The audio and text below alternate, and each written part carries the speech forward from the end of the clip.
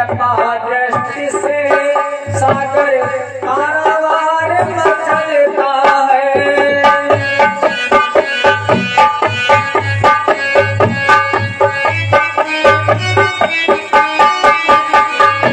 इनकी कृपा दृष्टि से सागर पारावार मचलता है।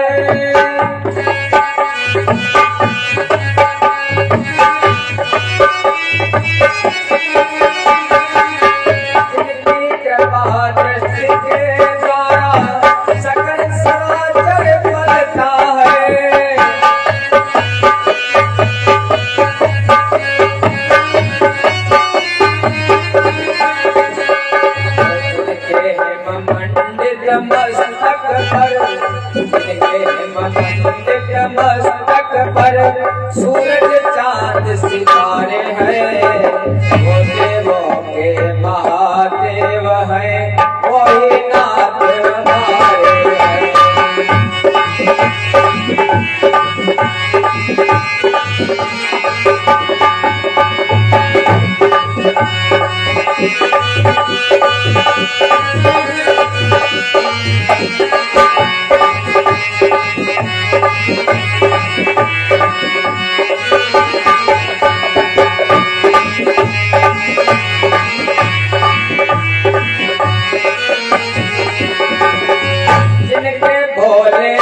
मन से उनके भक्त उन्हें चल जाते हैं।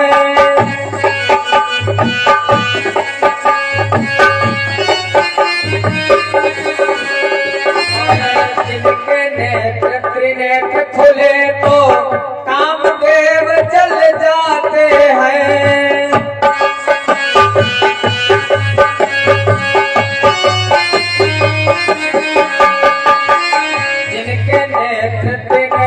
खुले तो कामदेव जल जाते हैं।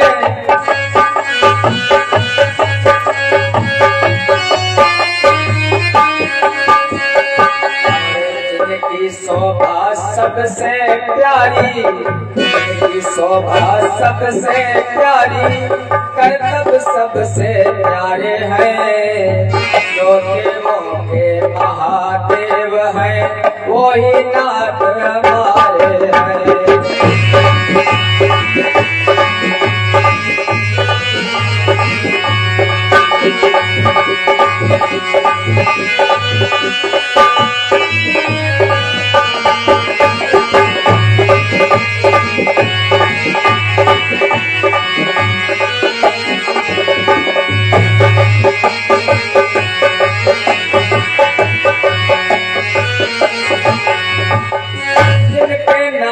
पाठ को जप कर परम धाम नर पाता है।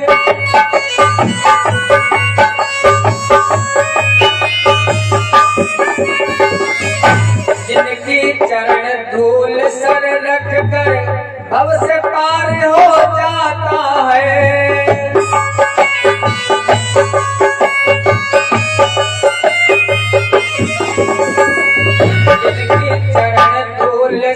रख कर भव से पार हो जाता है।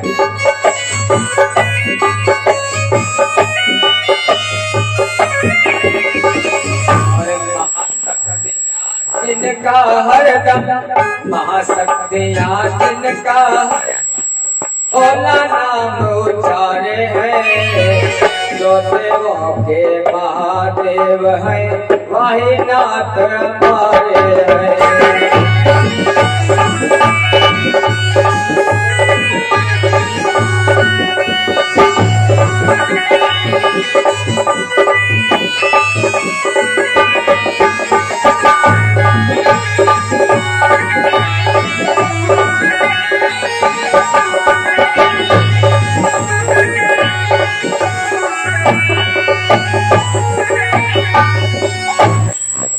भगवान की कन्हई ने स्वयं भोले बाबा की विनती की। भोले बाबा ने कहा ठीक है। भगवान ने आलस से बाण चलाया। भोले बाबा के सारे भूत प्रेत गण जो थे झलसा गए। कन्हई की विजय हुई। भोले बाबा पराजित हुए। वहीं पर जो बाणासुर था सामने आ गया।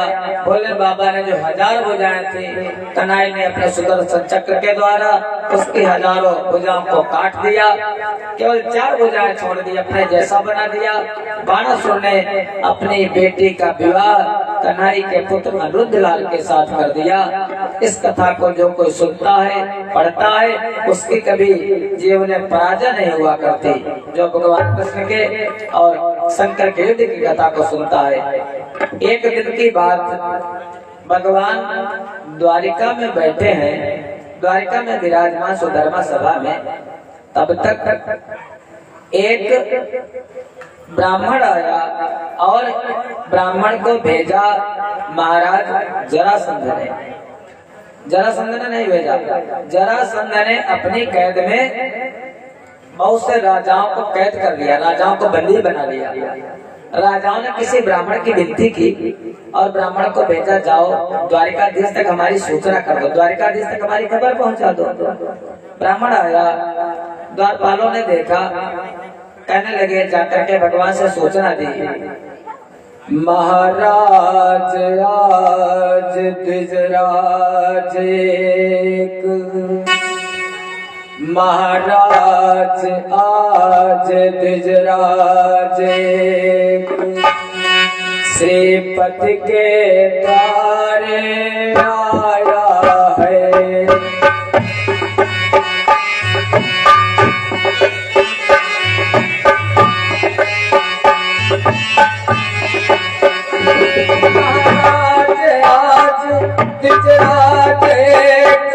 श्रीपति के द्वारे आया है।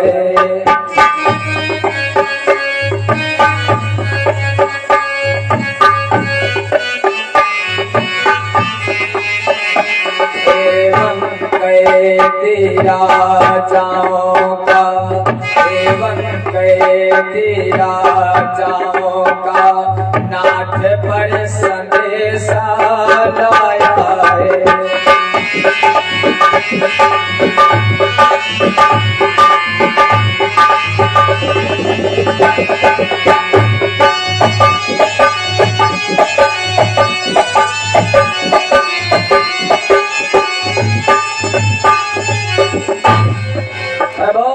एक ब्राह्मण आया है और अंदर आना चाहता। ब्राह्मण जैसे पहुंचा, कन्हैया से करने लगा, प्रभु जरासंध के कैसे राजाओं ने एक संदेशा भेजा है, हमारी रक्षा करो। भगवान अभी उसकी बात सुन रहे थे। उसी समय देवर्षि नारद श्रीमन नारायण नारायण नारायण करते हुए सुधर्मा सभा में प्रकट हो गए। भगवान ने देवर्षि का आदर किया, सत्कार किया। कैसे पधारे? नारद जी कहने लगे, प्रभु मैं इस समय पांडवों का दूत बनकर आया हूँ। युधिष्ठिर ने हमें भेजा है प्रभु। महाराज युधिष्ठिर राजसूय यज्ञ करना चाहते हैं, इसलिए आपको वहाँ पर बुलाया है। बताओ, आप चलो वहाँ पर। भगवान असमंजस में पड़ गए। अरे एक तरफ तो राजाओं की रक्षा करने का प्रश्न और दूसरी तरफ यज्ञ, बताओ कहाँ जाएं? कभी कभी ऐसा हो जाता है जैसे 2 निमंत्रण आ जाए। मान लिया एक आ जाए ससुराल से और एक आ जाए मामा जी के घर से। अब डिसाइड करोगे कहाँ जाऊं। अगर उधर जाऊंगा तो पत्नी नाराज, अगर उधर जाऊंगा तो माता जी। असमंजस में हो जाते हैं। ऐसे भगवान भी असमंजस में पड़ गए, कहाँ जाऊं। भगवान के मन है, अभिन्न सखा है, बिल्कुल जितना प्रेम करते हैं महाराज उद्धव जी से। उद्धव माने भगवान का मन। उद्धव जी से पूछा, बताओ कहाँ जाऊं। कितने श्रेष्ठ भगवान के मंत्री हैं उद्धव जी। वृषणेनां प्रवरो मंत्री, कृष्णस्य दयिता सखा, शिष्यो बृहस्पतिर् साक्षात्, उद्धव बुद्धि सत्तमा। वृषणेनां प्रवरो मंत्री, वृषण वंश के मंत्री श्रेष्ठ मंत्री है। प्रवर माने श्रेष्ठ मंत्री। कृष्णस्य दयिता सखा, भगवान के सखा है। कैसे? अभिन्न सखा, या ये कह लो लंगोटिया यार है भगवान के।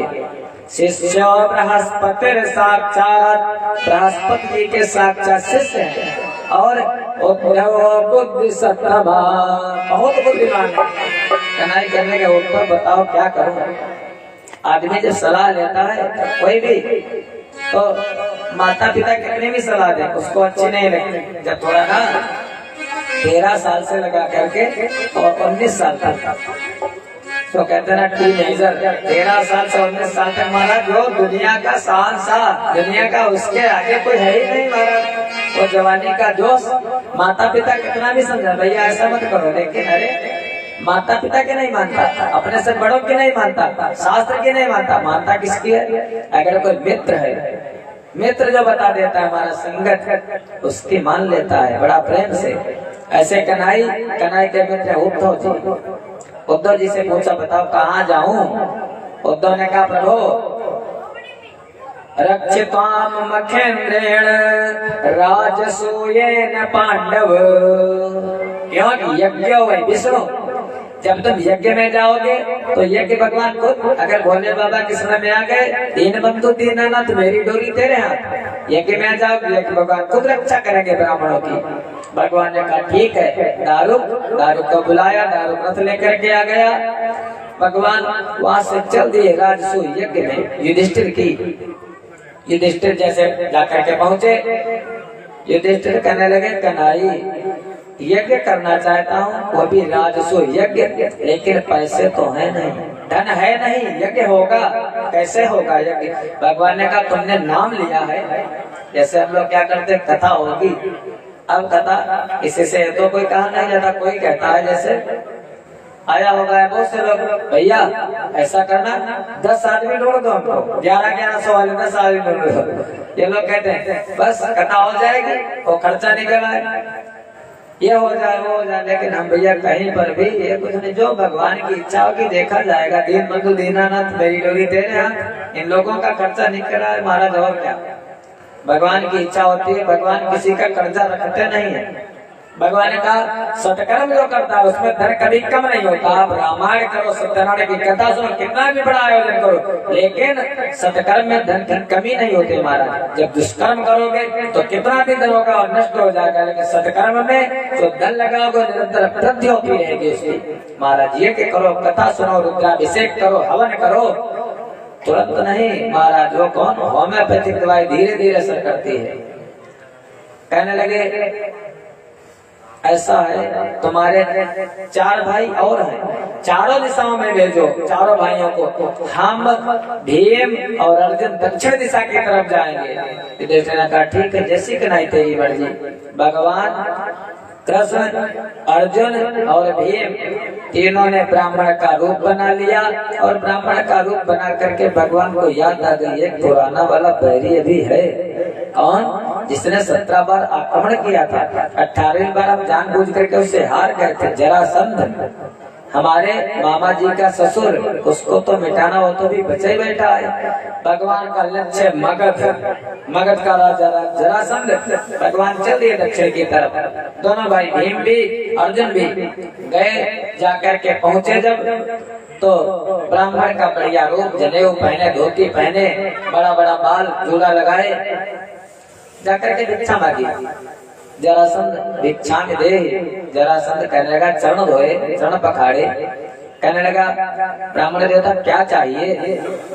भगवान कहने लगे बस भिक्षा चाहिए। जरासंध कहने लगा इस तन से जो भी बन आए, क्षत्रिय था महाराज और ब्राह्मणों का भक्त भी था, इस तन से जो भी बन आए तो सफल समझिए सारा है। यदि चाम निकाम काम आए तो यह सौभाग्य हमारा है।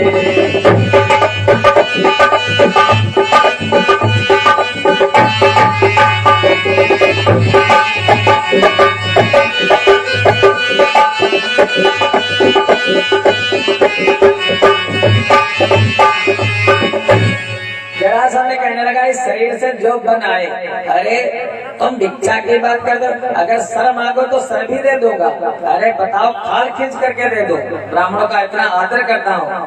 भगवान कहने लगे नहीं, ये नहीं चाहिए सर, और ये सब मांगने नहीं आया है, राजन अगर तुमको देना है तो युद्धम नो दे राजेंद्र द्वंद्व सो यदि मन्यसे युद्धाव्यर्थिनो वयं प्राप्त्या राजन्य कांक्षिणः।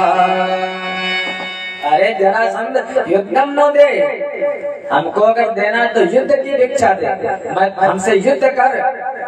और वो तीर तलवार वाला युद्ध नहीं, द्वंद्व युद्ध माने कुश्ती लड़न से। जरासंध कहने लगा तुम ब्राह्मण, अरे ब्राह्मण लोग लड़ाई झगड़ा तो करते नहीं है, वो तो शांत रहने वाले, ये तो क्षत्रियों के काम है ना। लगता तो नहीं तुम ब्राह्मण हो, इतने लंबे चौड़े हो। भगवान ने कहा पहचाना नहीं क्या? जरासंध ने कहा कुछ। भगवान ने कहा अरे थोड़ा पहचान ले, जाता दिन हो गया, तूने सोचा था हमको जलवा दिया प्रोफेसर पर्वत पर। अरे ये जो सामने मोटा मोटा वाला ब्राह्मण खड़ा है ये कोई और नहीं है, असौ ब्रकोदरः पार्थ तस्य भ्राता अर्जुनो अयम्। असौ माने ये, ब्रकोदर ये भीम है, और तस्य भ्राता अर्जुनो अयम्। और ये दुबला दुबला लंबा वाला खड़ा है बहुत सुंदर, ये उसी का भाई अर्जुन। और हमको तो जानते नहीं होगे। अनयोर मातुलेयम् माम् कृष्ण जाने तेरे गुम। अनयोर मातुलेयम् माम्, मैं इनके मामा का बेटा, इनका मेरा भाई, ये हमारी बुआ के पुत्र है। और अब तो पहचान लिया होगा मैं किसका बेटा हूँ। अरे मैं तुम्हारा वही पुराना वाला बैरी, कृष्ण जाने तेरे पुम, वही पहचान, तुम्हारा पुराना वाला बैरी। जरासंध कहने लगा अच्छा, अरे तुम हो तो अहंकारी राजा। जरासंध कहने लगा अरे ना त्वयं वीरुणा योत्से, तुम अपने को योद्धा कहते हो यार, बहुत बड़े बलवान बनते हो, हमारे आगे से भाग गए थे और समुद्रो शरणम गता, जाकर के पृथ्वी पर तुमको ठौर ठिकाना नहीं मिला, समुद्र में जाकर के शरण ली और बहुत बड़े योद्धा बनते हो। भगवान से उल्टा सीधा बोलने लगा, कहने लगा एक बात है, अर्जुनो भवेत योद्धा, अर्जुन योद्धा है, तीर तलवार चला सकता है, लेकिन द्वंद्व युद्ध नहीं, हमसे लड़ नहीं सकता। और तुम क्या लड़ोगे भगोड़े कहीं के, हमारे आगे से भाग गए थे ना, बात बनाते हो। हाँ ये जो भीम है, भीम तुल्य बलो मम, ये हमारे बराबर का है। आज भीम खुश हो गए। हाँ अरे अर्जुन की बहुत तारीफ करते थे तुम। भगवान कहने लगे भीम आज खुश हो रहे हो, तुम्हारा अहंकार है, लेकिन 27 दिन तक जूझ जाओगे, बहुत परेशान करेगा तुमको, तुम्हारा अहंकार चूरन कर दूंगा मैं सब। महाराज भीम का और जरासंध का युद्ध निश्चित हो गया। भगवान और अर्जुन दोनों बैठ करके बस तमाशे देखते हैं और कुछ नहीं करते हैं। युद्ध के नियम बन गए। कौन से नियम? प्रातः काल जैसे सूर्योदय होगा, नाश्ता करके युद्ध शुरू हो जाएगा, दोपहर में छुट्टी होगी, भोजन किया जाएगा, भोजन करने के बाद फिर युद्ध शुरू होगा। अगर युद्ध के समय किसी को चोट लगेगी तो जो डॉक्टर जरासंध की दवाई करेगा, जो पर जरासंध की दवाई करेगा, वही भीम की दवाई करेगा। जैसे सूर्यास्त होगा युद्ध बंद हो जाएगा, कोई किसी की पीठ पर वार नहीं करेगा, कोई किसी के कमर के नीचे वार नहीं करेगा। ऐसा नियम बन गए। नियम बनने के बाद युद्ध होने लगा। 1 दिन बीता, 2 दिन बीते, 3 दिन बीते, 4 दिन, 5 दिन, 6 दिन, 10 दिन, 20 दिन, 25 दिन बीत गए, हमारा 26 दिन बीत गए। जब 26वां दिन, अब अर्जुन कहते, भगवान कहते अर्जुन देखो मजा आ रहा है। अर्जुन ने कहा हाँ प्रभु। भीम भी बैठे, भीम कहने का तुमको मजा आ रहा है प्रभु, हमको तो सजा हो रही है, अरे आज मार ही डालता हमको। भगवान कहने लगे भीम क्या बताऊं, कभी हमको कल नहीं मिली, चैन नहीं मिली। जिस दिन से जन्म हुआ कोई दैत्य, कोई राक्षस, कोई राक्षसी, और इस समय कोई काम नहीं, दिन भर तमाशा देखता हूँ बैठा बैठा। लड़ते तुम, बढ़िया बढ़िया मार उड़ाता हम और अर्जुन दोनों लोग। कहने लगे ऐसा है। भीम ने कहा भाग चलते हैं प्रभु। भगवान ने कहा क्यों? कहने लगे आज बच गया, अगर सूर्यास्त न हो जाता तो हमको मार डालता, इतना थक गया हूँ। भगवान ने कहा हमको तो भगोड़ा का ही झुका है और तुमको भी कहेगा भगोड़ा, इसलिए भीम ऐसा करो, कम से कम हमारी तरफ देख लिया करो, तुम उसी को देखते रहते हो। भीम ने कहा ठीक है, भगवान की जो बात मानता है, अभी मैंने बताया युद्ध करते रहो, युद्ध दुनिया से करते रहो, लेकिन आकर के भगवान को देखते रहो। दिन भर युद्ध करो, लेकिन ऊर्जा कहाँ मिलती है, टॉनिक कहाँ मिलती है? वो मिलती है भगवान के मंदिर में, भगवान के पास।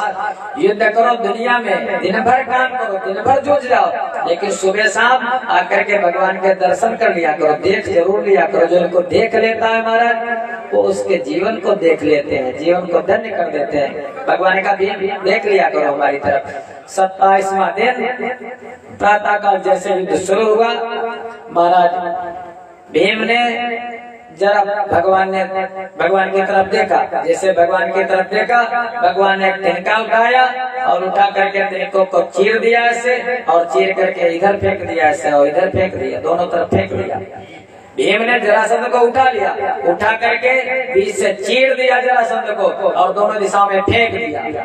जैसे फेंका, थोड़ी देर के बाद जरासंध के दोनों टुकड़े आकर के फिर जुड़ गए। भीम ने सोचा मर गया होगा, अरे दोनों जुड़ गए, फिर युद्ध करने लगा। भीम ने सोचा आज मार डालेगा, आज बचेंगे नहीं।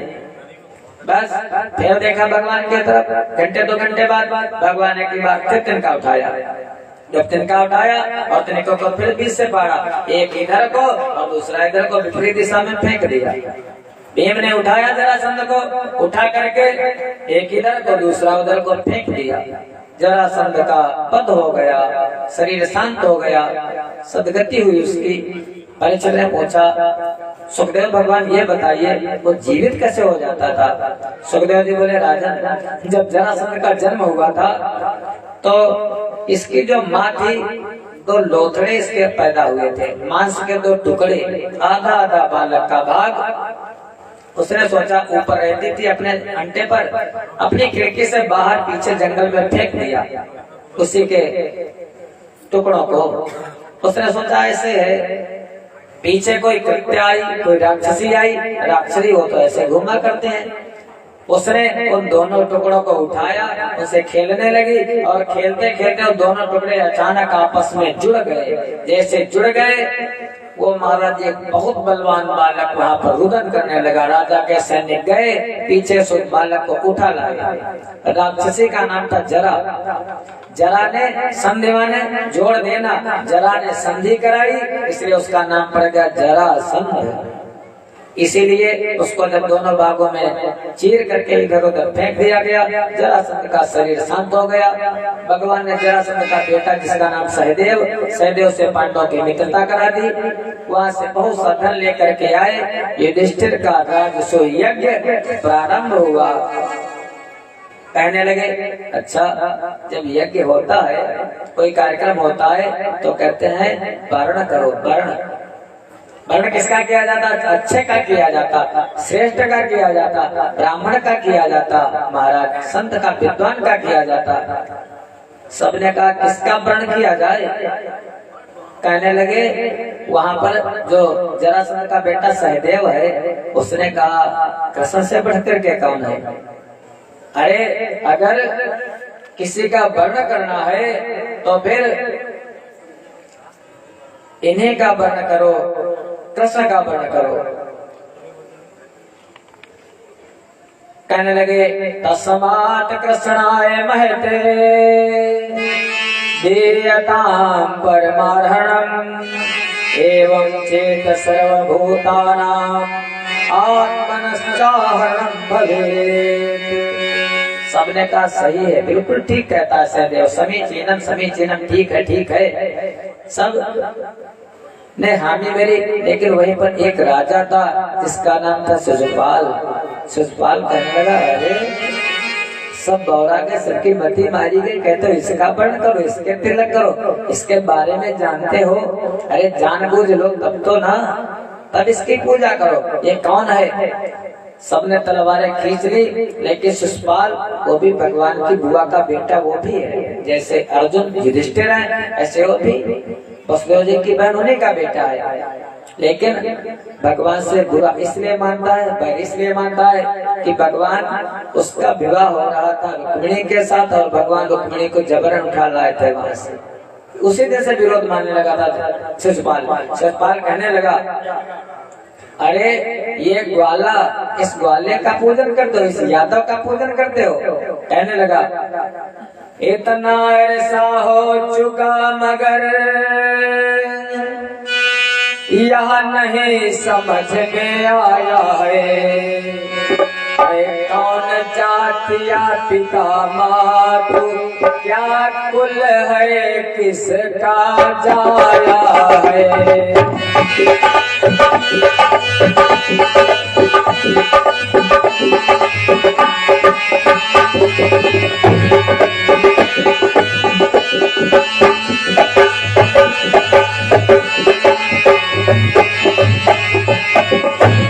बैरी के भय से घर छोड़ा बस रहा द्वारिका जाकर है, जिसको ईश्वर बतलाते हो वह उग्र से का जाकर है।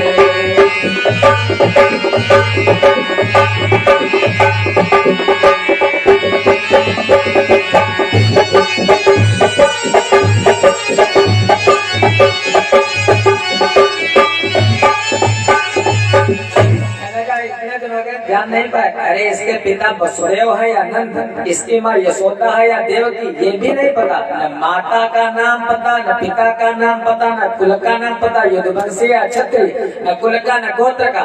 भगवान को गाली देने लगा।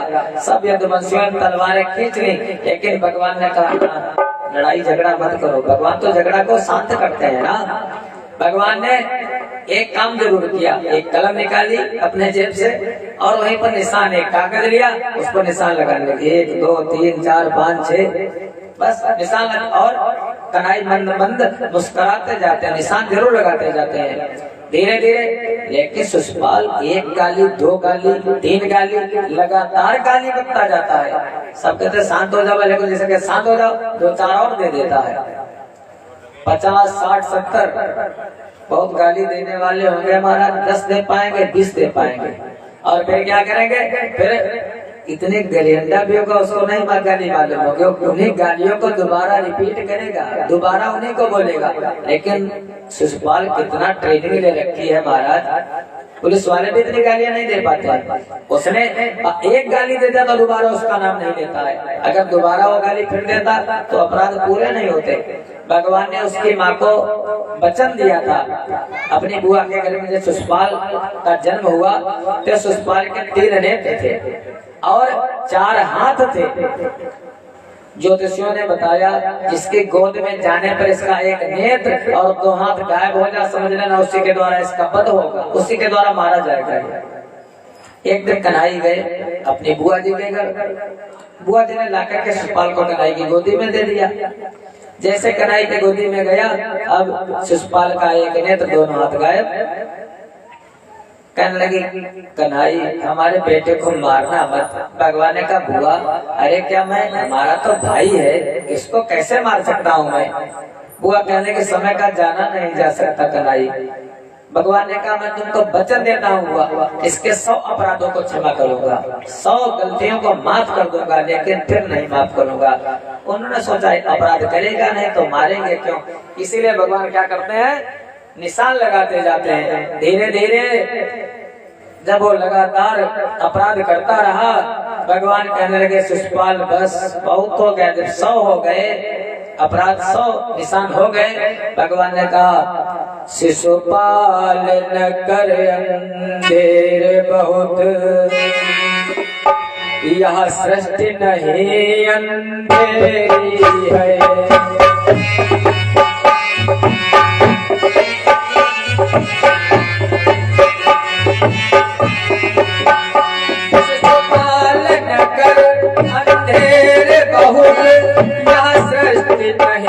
अंधेरी है।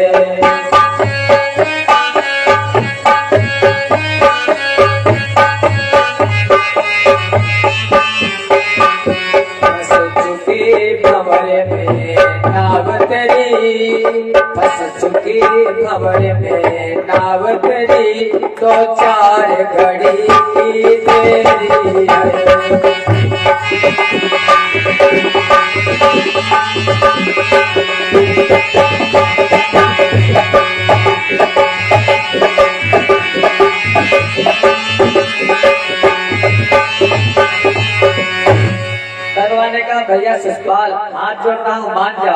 ये ज्यादा अंधेर मत करो, लेकिन जैसे किसी से कहो भैया मान जाओ, जो कोई ज्यादा लड़ाई झगड़ा करता हो और तो दैया बन जाता है। शिषपाल ने एक साथ में 2-4 और सुना दी।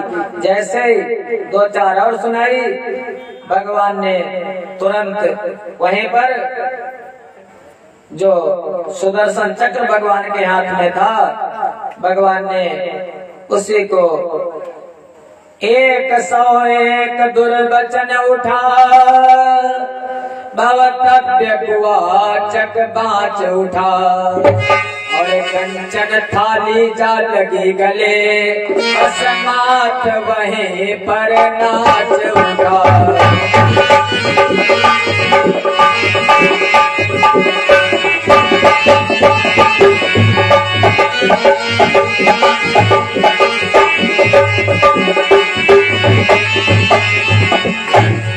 जैसे एक आगे गाली बड़ी, भगवान के हाथ में जो थाली थी वही पूजा वाली, उसी का सुदर्शन चक्र बन गया और शिषपाल के सर को धड़ से अलग कर दिया। एक दिव्य पुंज निकला, तेज पुंज निकला, और देखते देखते भगवान के चरणों में विलीन हो गया। शिषपाल और दंतवक्र कोई और नहीं थे द्वारपाल जय और विजय वैकुंठ नाथ के द्वारे पर, जो सारी टहल बजाते थे केवल विश्व के इशारे पर। वो सनकादि ऋषियों के श्राप के द्वारा 3 जन्मों तक उन्होंने राक्षस की देह पाई, वही भगवान के द्वारा मुक्त कर दिए गए। भगवान के दोनों द्वारपाल थे, शिषपाल का उद्धार किया। इधर जो आतताई लोग थे, दुर्योधन भी था वहाँ पर महाराज, और भी कर्ण भी था, दुशासन भी था, सबने तलवारें खींच ली। और ये एक हमारे दादा श्री मनोज शुक्ला से भगवान के चरणों में दान हुए हैं, और 211 मुद्राएं अतुल शुक्ला जी की तरफ से भगवान के चरणों में दान हुए हैं। धन्यवाद। प्रेम से बोलो वृंदावन बिहारी लाल की जय हो। और 101 मुद्राएं हमारे मनोज भैया भगवान के चरणों में अर्पित कर गए थे। भगवान इनका मंगल कल्याण करें। प्रेम से बोलो वृंदावन बिहारी लाल की। वहीं पर दुर्योधन इत्यादि, दुर्योधन कर्ण दुशासन सब थे, हाथ फेंकने लगे। जब लड़ाई झगड़ा होता है तो हमारा कहते आ जाओ बस। भगवान ने कहा अरे दुर्योधन दुशासन कर्ण, समय आने दो, हाथों को मत फेंको, अभी इस समय यज्ञ का समय है। कहने लगे ये काम पराए घर का है, इसमें क्यों विघ्न उठाते हो। अजमानूंगा ये बाहु कभी, जो बार बार फड़काते हो।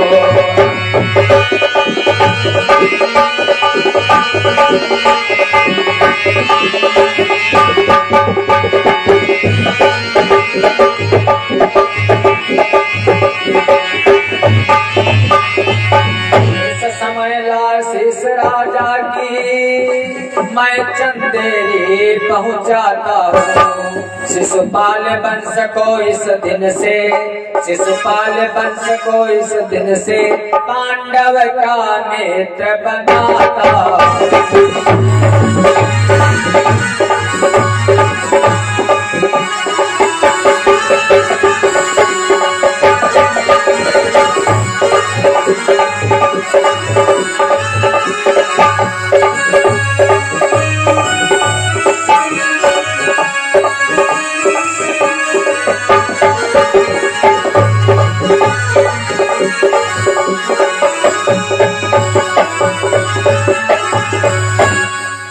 भगवान ने कहा दुर्योधन तुमको भी देख लोगा, समय आने दो।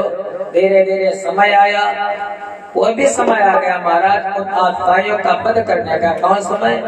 यही अगहन का महीना, मार्गशीर्ष का महीना, और अमावस्या के बाद वाली एकादशी की तिथि एक अभी आगे आएगी, जिसे कहते हैं मोक्षदा एकादशी, गीता जयंती। उसी दिन दोनों सेनाएं 11 छावनी कौरवों की और 7 छावनी पांडवों की, दोनों सेनाएं कुरुक्षेत्र में इकट्ठी हुई। धर्म क्षेत्र कुरुक्षेत्र समवेतायुत्सवः मामका पांडवाश्चैव किम कुर्वत संजय। धृतराष्ट्र ने पूछा, अरे संजय, उस धर्म क्षेत्र रूपी कुरुक्षेत्र में दोनों सेनाएं इकट्ठी, मामका माने हमारे और पांडवों के पुत्र, उन्होंने क्या किया? तो संजय बताते हैं महाराज, वही गीता भगवान ने अर्जुन को सुनाई और वहीं पर 18 दिनों में जो 21 छावनी सेना है वो सारी की सारी सेना नष्ट हो गई। वहाँ पर कोई नहीं बचा उस महाभारत के युद्ध में, केवल 9 लोग बचे। 5 पांडव, कृपाचार्य, कृतवर्मा, अश्वत्थामा और सात्यकी, इसके अलावा कोई नहीं बचा महाराज महाभारत के युद्ध में। भगवान इसलिए अवतार लेते हैं दुष्टों का वध करने के लिए, संतों की रक्षा करने के लिए, धर्म की स्थापना करने के लिए। उसके बाद भगवान ने एक दैत्य था राजा जिसका नाम था साल का वध किया। एक था जिसका नाम था दंतवक्र का वध किया। एक राजा था जिसका नाम था पौंड्रक, उसने सारूप्य मुक्ति, वो क्या जैसे भगवान थे कन्हई, उसने कहा वो द्वारिकाधीश, जो द्वारिकाधीश असली नहीं है, असली द्वारिकाधीश मैं हूँ। किसी बढ़ई को बुला करके अपने 2 हाथ लगा लिए, एक चक्र ले लिया साथ में और कहने का द्वारिकाधीश मैं। पौंड्रक नाम था उसका। भगवान ने उस पर चढ़ाई की और पौंड्रक नामक दुष्ट राजा का वध किया भगवान ने। इस प्रकार से बहुत दुष्टों का, आत्माओं का कन्हई ने वध किया। धीरे धीरे समय बीता, अब द्वारिका में निवास करने लगे। द्वारिका में द्वारिकाधीश विराज रहे हैं। वहीं पर एक दिन एक भगवान का मित्र है, जिस मित्र का नाम जाति है ब्राह्मण और नाम है सुदामा। सुखदेव जी बोले, हे राजन, कृष्णस्य सखा आसीत् सखा कश्चित् ब्राह्मणो ब्रह्मवित्तमः विरक्त इंद्रियार्थेषु प्रशांतात्मा जितेंद्रियः। आप लोग जो सुदामा जी की कथा सुनते आए हो, नरोत्तम दास जी ने जहाँ न जाए रवि वहाँ जाए कभी बहुत सुंदर वर्णन किया है। लेकिन सुदामा जी के बारे में जान लो भागवत जी क्या कहते हैं। कृष्णस्य सखा आसीत, भगवान के सखा हैं, बाल्यकाल के सखा हैं, बचपन के। और ब्राह्मणो ब्रह्मवित्तमा, जाति से ब्राह्मण है और ब्राह्मण ऐसे वैसे नहीं, ब्रह्मवित्तमा, उस ब्रह्म को जानने वाले हैं, ब्रह्म में रमण करने वाले हैं, जिन्होंने ब्रह्म को जान लिया है। महाराज कहते हैं उसको ब्रह्म को हलवा नहीं होता है, जो ब्रह्म को, और ब्राह्मण वही ब्रह्म जानात ब्राह्मण। जन्मना जायते शूद्र कर्मणा जायते द्विजा, वेदाध्यायी भवेत् विप्रो ब्रह्म जानाति ब्राह्मणः। जन्मना जायते शूद्र, जन्म से तो सब शूद्र हैं। संस्काराद युज्यते, जब दोबारा जन्म होता है, यज्ञोपवीत कर दिया माता पिताजी ने तो कहते दोबारा जन्म हो गया। तब वो कौन हो गया? कर्मणा जायते द्विजा, यज्ञोपवीत हो गया। और क्या किया? माता पिताजी ने तो खर्चा किया, लेकिन भैया ने जैसे एक तरफ यज्ञ पर दूसरे यज्ञ को निकाल करके वो नीम पर भी नहीं गए, खूंटी पर डाल दिए महाराज। वो बस ये हो गया, विवाह होने के लिए हो गया, फॉर्मेलिटी हो गई। या मान लिया पहन भी अगर लिया तो अंदर है उसको जनेऊ को चढ़ाने में उनको शर्म आती है। जनेऊ, अरे हमारी टाई खराब हो जाएगी, हमारी क्रीज खराब हो जाएगी, जनेऊ क्यों चढ़ाए?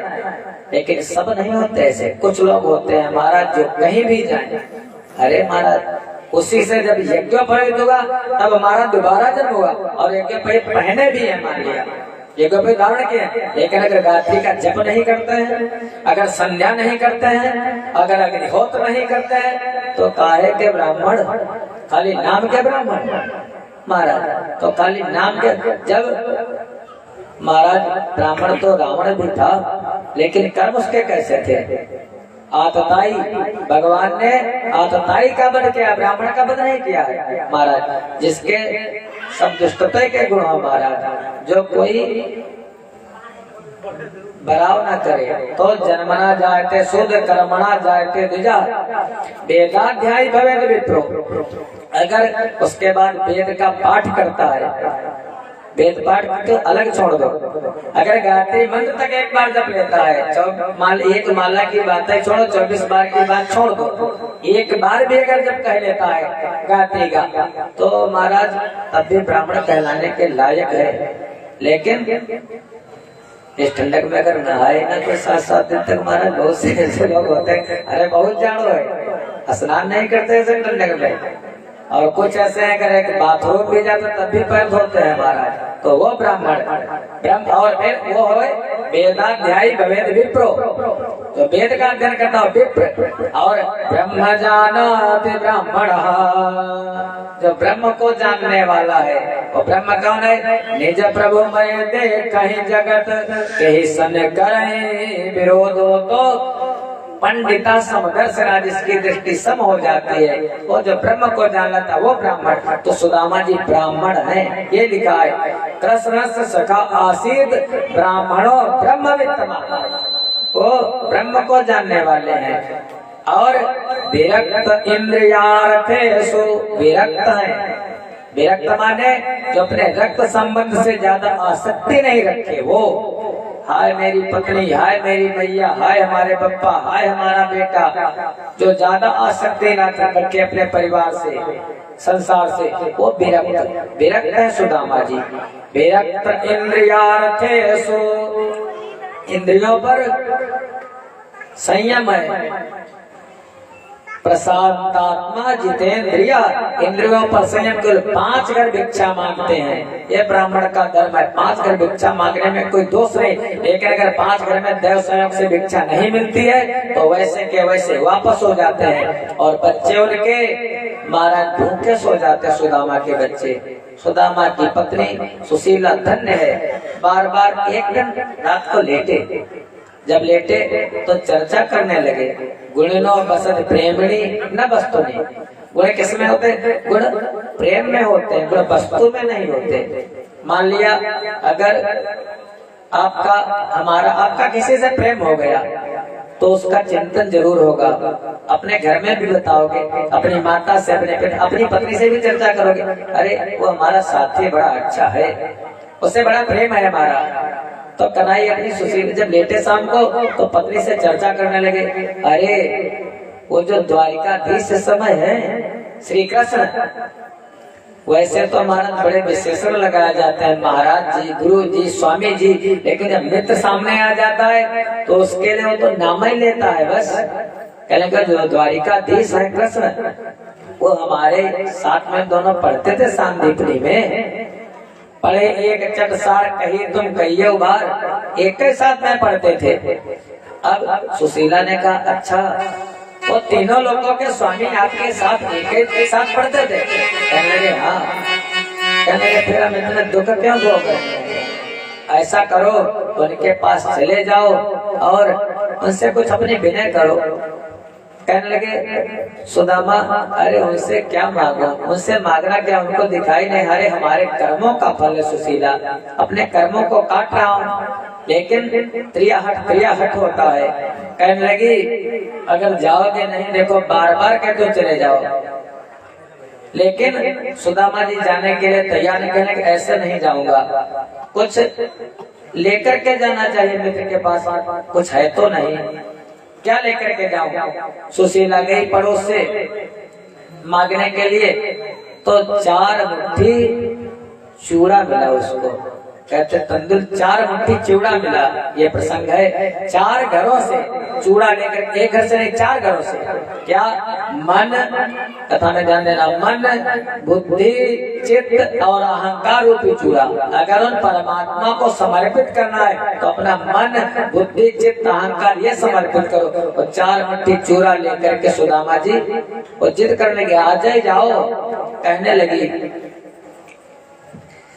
चली जइबे नहीं हरवा अगर जाओगे नहीं, हमारी बात नहीं मानोगे तो मायके चले जाओ। क्यों जो देखते हैं भूखे मरते, क्या तुमको अच्छा लगता है क्या? कहने लगी कि चली जाइबे नहीं हरवा, अरे सवेरे पल भरमा,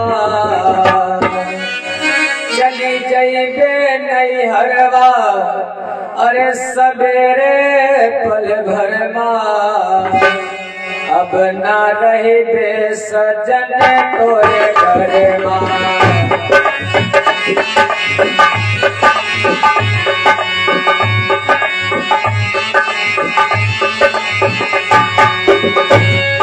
चली जाइबे नहीं हरवा, सवेरे पल भरमा, अब ना रही बे सजन तोरे घर मां।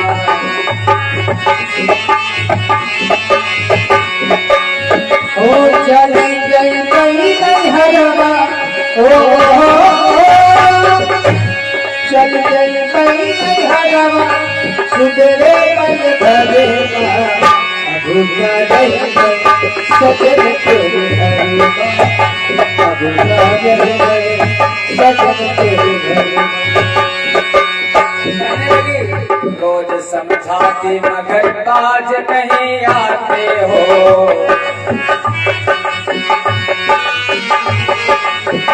रोज कहते हो मगर कभी नहीं जाते हो,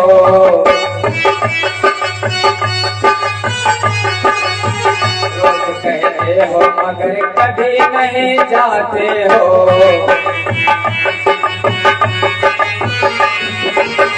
बहाना एक नया रोज तुम बनाते हो,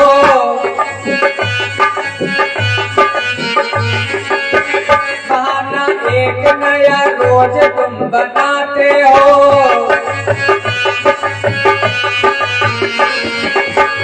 मेरे कहने पे कभी ध्यान नहीं लाते हो,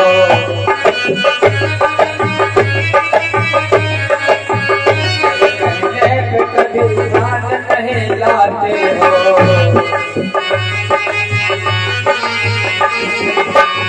अब न मनिहा कहनवा तोहारे हम सजनवा, अब न रहे बे सजन तोरे घर मां।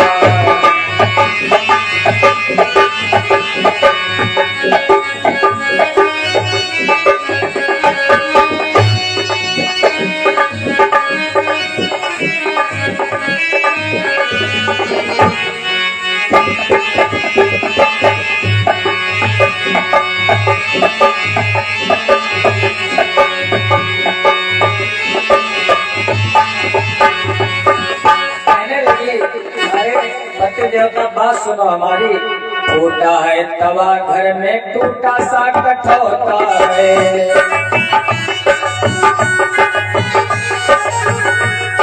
कैसी हालत तो देखो, टूटा है तवा घर में टूटा सा कठौता है,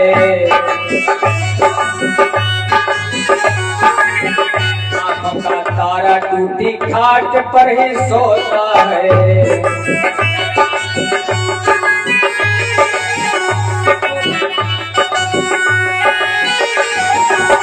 टूटी है थाली घर में टूटा सा ही लोटा है,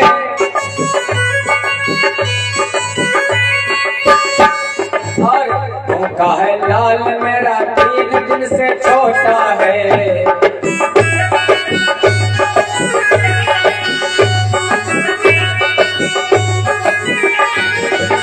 3 दिन हो गए कुछ भोजन नहीं मिला हमारे बच्चों को, ये तो इनकी हालत देखो। चले जाओ बात मेरी मान लो। कहने लगी अब न सुनी हो सजनवा तोहारे हम कहनवा, अब न रहे बे सजन तोरे घर मां।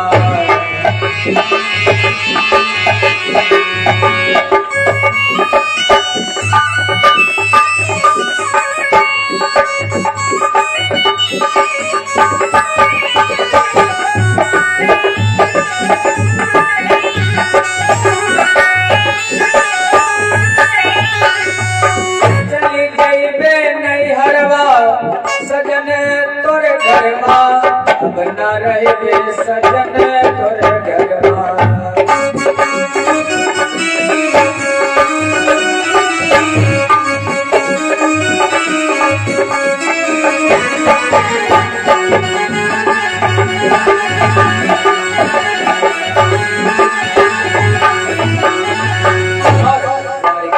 जाते ही वो शरण तुमको ले लेंगे।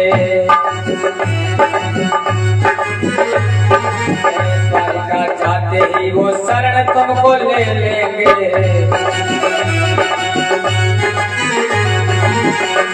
दुखहारी वो कल्याण तेरा कर देंगे। दुखहारी वो कल्याण तेरा कर देंगे।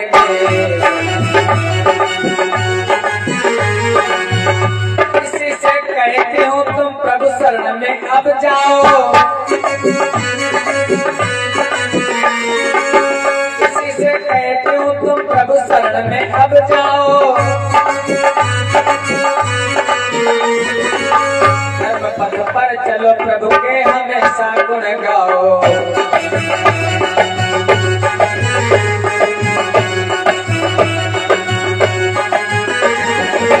धर्म पथ पर चलो प्रभु के हमेशा गुण गाओ। अब न मनिहाओ कानवा तोहारे हम सजनवा। न रहे बेसजन तोरे घरमा।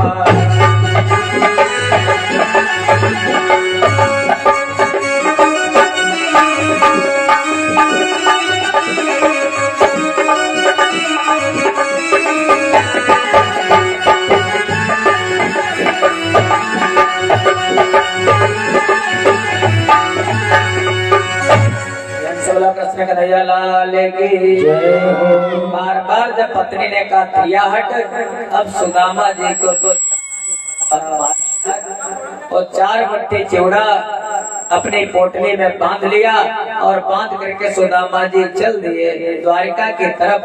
भगवान कहते हैं मेरे मार्ग पर आओ तो अरे तेरे सारे रास्ता में प्रशस्त कर देता हूँ, तेरे सारे मार्ग खोल देता हूँ। जब चले लगा द्वारिका तो बड़ी दूर है, लेकिन एक जगह थोड़ा विश्राम किया, कहीं पर जल पिया कुएं के पास। जैसे लेटे भगवान ने सोचा हमारा भक्त और भक्त के साथ हमारा सखा अरे हमारी तरफ आ रहा है। भगवान ने अपनी माया से सुदामा जी को, जैसे सुदामा जी ने नेत्र खोले तो देखा क्या सामने, अरे एकदम सोने का नगर। और नगर की महिमा क्या है, जैसा एक घर वैसे ही सारे के सारे घर। ये पता नहीं राजा का घर कौन है और प्रजा का घर कौन है। जैसे देखा दीठ चका चौंध गई, देखत सुवर्णमयी, एक से अनेक बने द्वारिका के भवन है।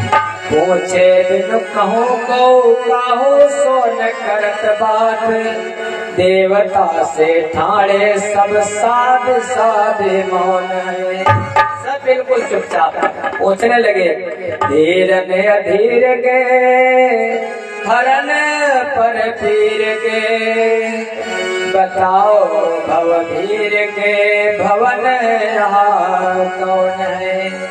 पूछने लगे बताओ एक हमारे सकाय द्वारिकाधीश कृष्ण, उनका मकान कौन है। अरे सबने बता दिया यही है, सामने चले जाओ। सामने वाला जब पहुंचे जाकर के दरवाजे पर, तो जो द्वारपाल खड़ा था, द्वारपाल ने पूछा कौन हो, कहाँ से आओ, कहाँ जाना, परिचय लिया। तो सुदामा जी ने कहा अरे सुदामा हमारा नाम है। एक के साथ में पढ़ी, एक चट साथ, एक के साथ पढ़े थे हम दोनों। कहने लगे अरे बड़ा प्रेम था, बहुत दिनों से आना चाहता था लेकिन आ नहीं पाया, आज हमको द्वारिकाधीश तक पहुंचा दो। कहने लगा ठीक है जाऊं, जाकर के आज्ञा तो ले आऊं। सुदामा जी द्वारिकाधीश के पास जैसे द्वारपाल आया, जैसे द्वारिकाधीश से बोला, वो बस बोला, इतना बोला क्या कि बोल्यो द्वारे पालक सुदामा नाम पाड़े, सोने पाड़े राज काज, आज जी की गति जाने को।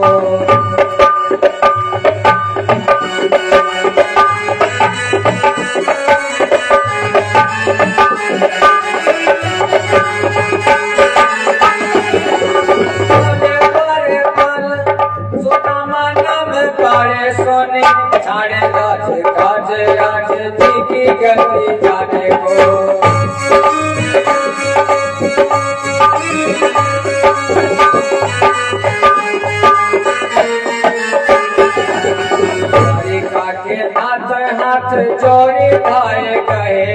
भाई काके नाथ हाथ जोड़ी दाए कहे पाए बेटे बड़ी अंकल लपटाए सुख पाए को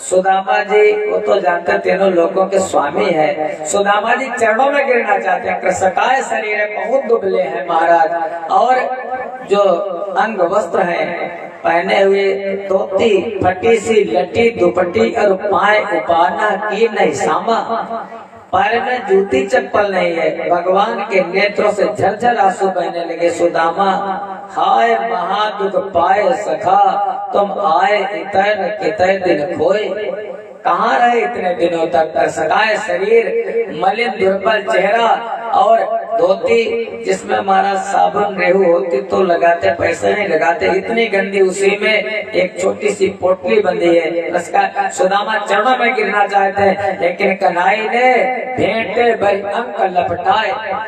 गरीबों के कौन होते हैं महाराज? गरीबों के मसीहा, गरीबों के तो भगवान ही होते हैं महाराज। बस उनकी समझ में जो जाता है। सुदामा जी कहने लगे कन्हई क्या बताऊं, तेरी श्याम में मोहब्बत की, तेरी श्याम में मोहब्बत की तमन्ना लेके आया हूँ।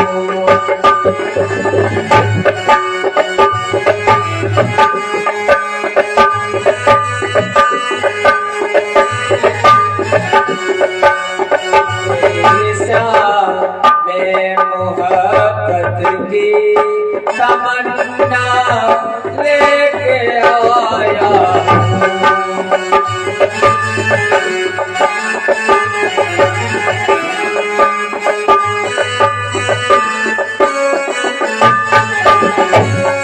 तेरी श्याम में मोहब्बत की तमन्ना लेके आया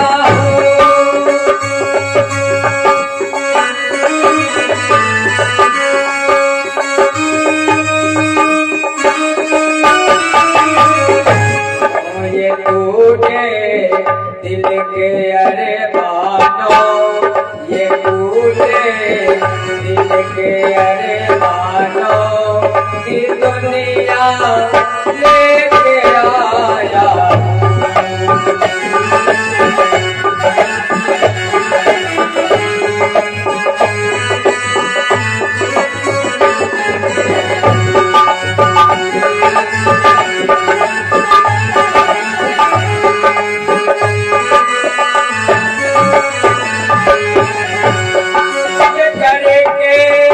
कृष्ण को तंबुल सुदामा ने कहा ऐसे,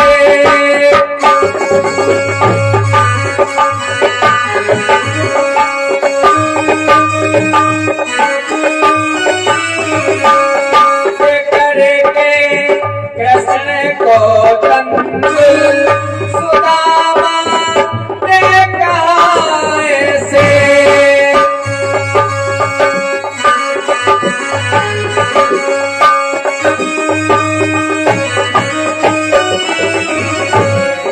हुस्नुमा इस गरीबी का, हुस्नुमा इस गरीबी का ये तोहफा लेके आया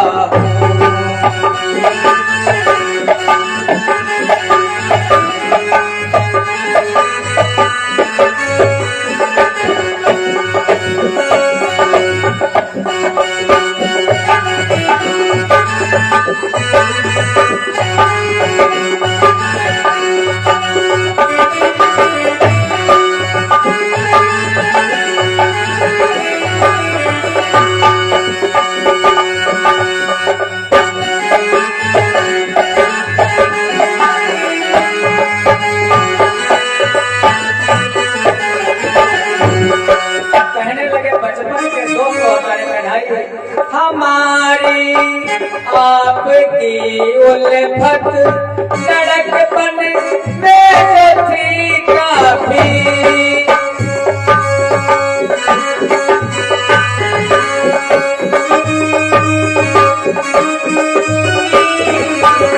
हमारी आपकी उल्फत लड़कपन में जो थी काफी।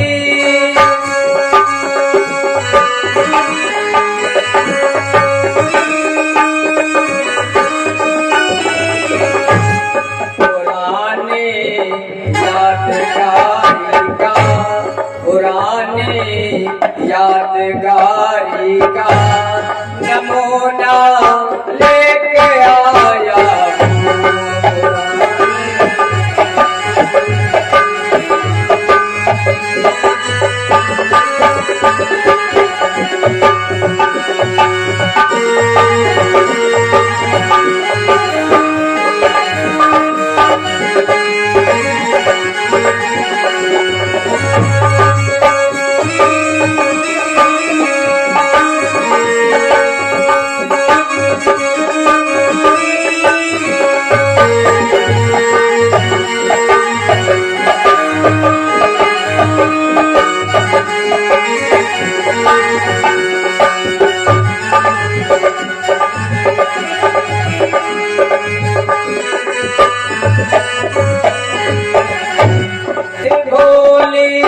प्रीति हम दोनों की मोहन हो गई रोशन।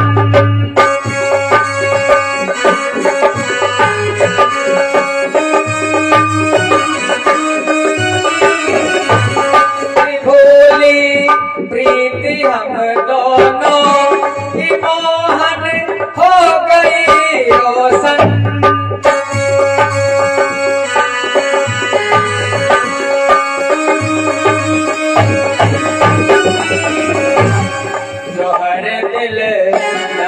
हो जाए तो हर दिल नक्श हो जाए वो नक्शा लेके आया।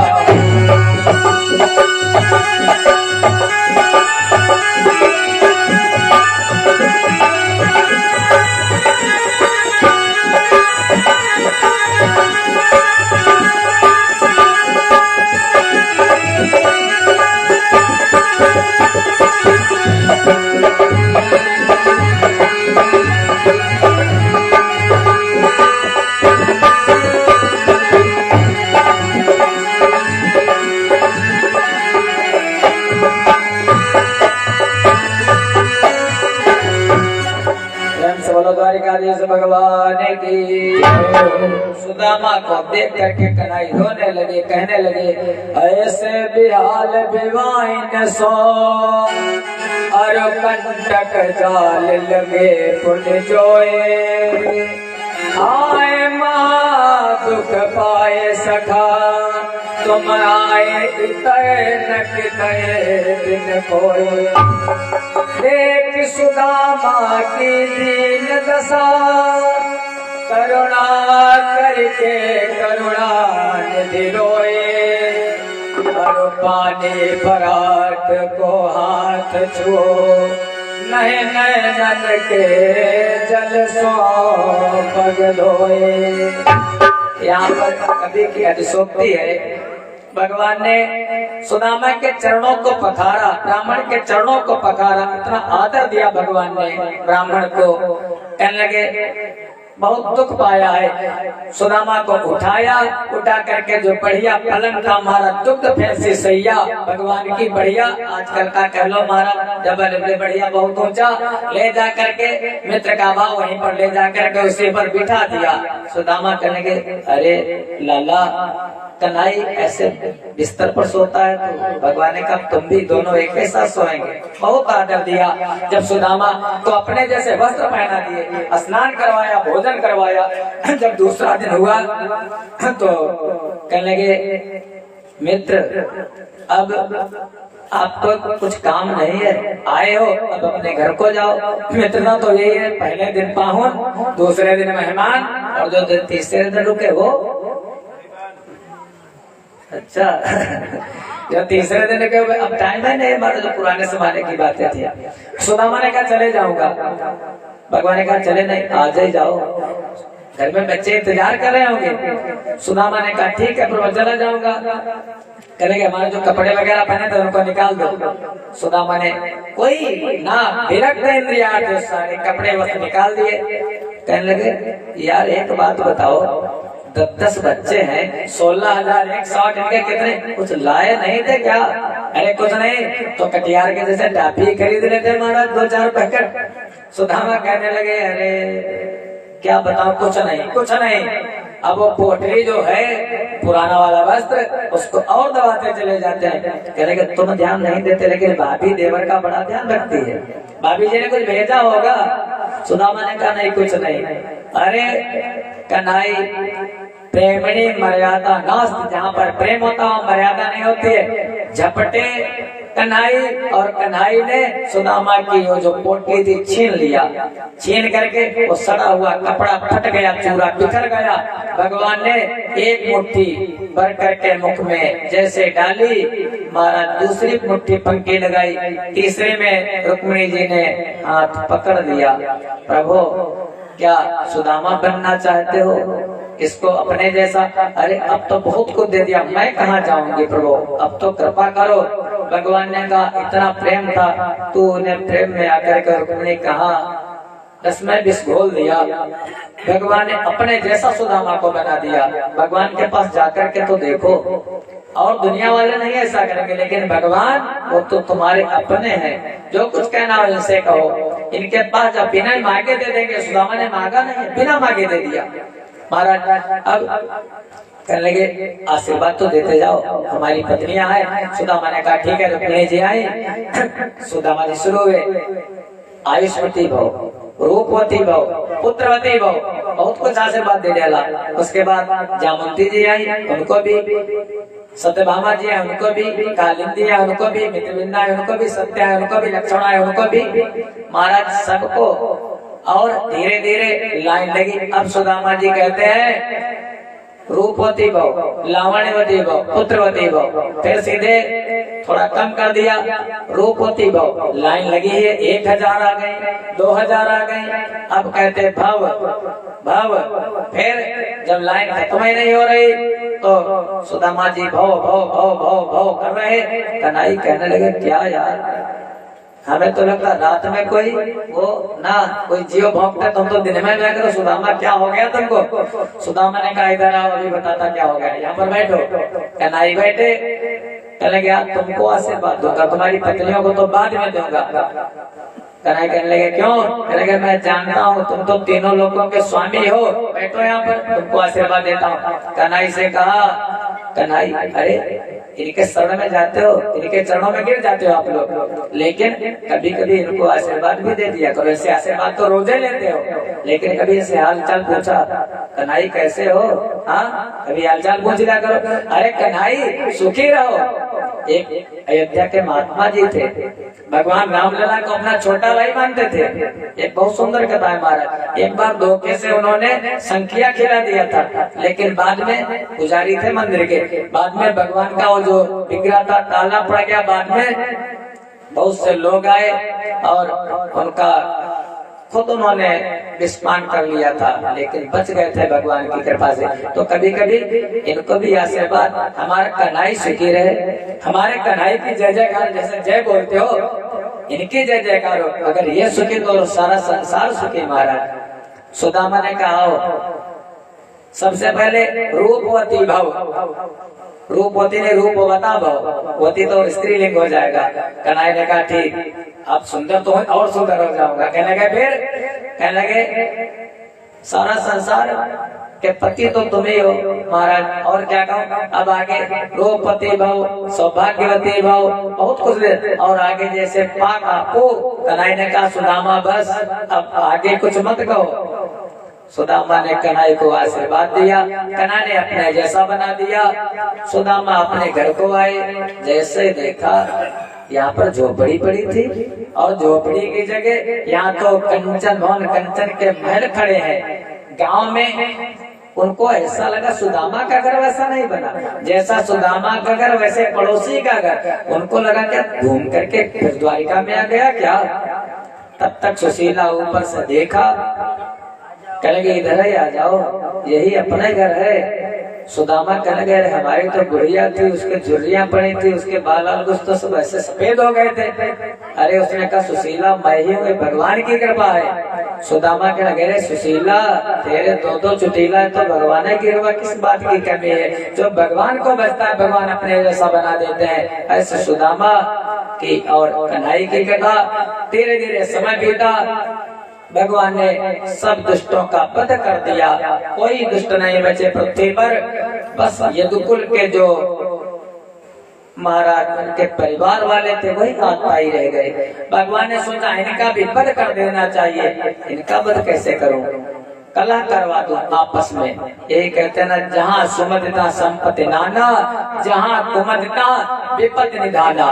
कला करवाऊं, कैसे करवाऊं। एक बार द्वारिका में महाराज चातुर्मास किया संतों ने, भगवान ने अश्वमेध यज्ञ किया द्वारिका में, तीनों लोगों के स्वामी भगवान कृष्ण ने।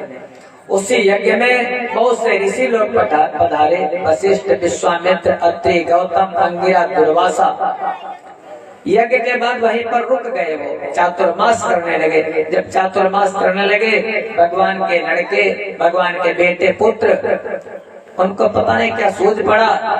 जो जामवंती का बेटा है उसका नाम सांब, सांब को साड़ी पहनाई और साड़ी पहना करके बढ़िया उसका श्रृंगार किया, लाली बिंदी लगाई और नकली बाल लगा लिए। ले जा करके ऋषिवर के पास पहुँचे, कहने लगे महाराज जी पेट पर थोड़ा कपड़ा पड़ा बांध लिया, मोटा कर लिया। कहने लगे स्वामी जी, गुरु जी ये बताओ इसके हमारा जो साथी है ये, इसका हाल है पता नहीं कैसा हो गया और बहुत दिनों से हाल है।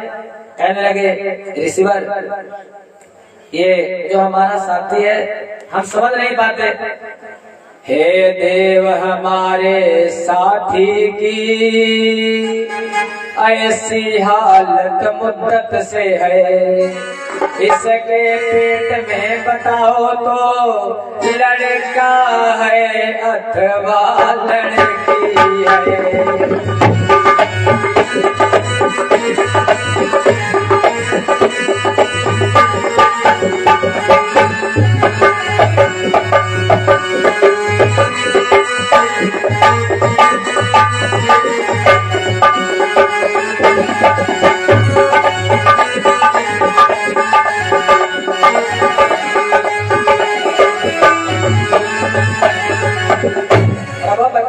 इसके पेट में बेटा है बेटी। संत लोग उनकी तो दृष्टि समोधि करने लगे, अरे क्षत्रियो यदुवंशियों हम तो ऋषि ठहरे भैया, हमें मालूम नहीं। अरे किसी डॉक्टर के पास चले जाते, अल्ट्रासाउंड करवा लेते, पता चलता हम लोगों को क्या मालूम। लेकिन यदुवंशी जिद करने लगे, कहते हैं संतों के मुख नहीं लगना चाहिए, भगवान के मुख नहीं लगना चाहिए, ब्राह्मणों के मुख नहीं लगना चाहिए, क्योंकि मोर वचन चाहे हुई जाए फीका, संत वचन पत्थर की लीका। भगवान की वाणी झूठ हो सकती है लेकिन संत ब्राह्मणों की वाणी कभी झूठी नहीं होती है। आखिर में किसी ऋषि को क्रोध आ गया, नाम नहीं आया, दुर्वासा को, अत्रि को, अंगिरा को, वशिष्ठ को, किसको क्रोध आया। वो कहने लगे जब बार बार जिद कर रहे हो तुम लोग तो जाओ, हमारा ब्रह्म कह रहा है, हमारा मन कह रहा है। ऋषिवर बोले लड़का लड़की दोनों का नहीं जा रहा है, पर मेरा ब्रह्म कह रहा है जो भी है काल तुम्हारा है।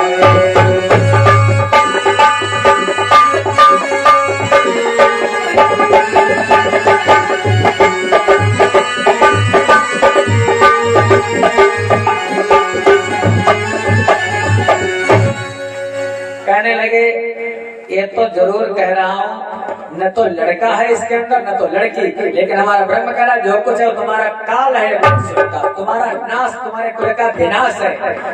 अरे महाराज जो दारू वारू पीती सब हैरान हो गई, गए वहां से कन्हई को बात नहीं बताई, अगर इनको बता देते तो हल निकल आता। बताया किसे, अरे उनको मत बताना गड़बड़ हो जाएगा। उग्रसेन को बताते, नाना जी को, उग्रसेन को बताया।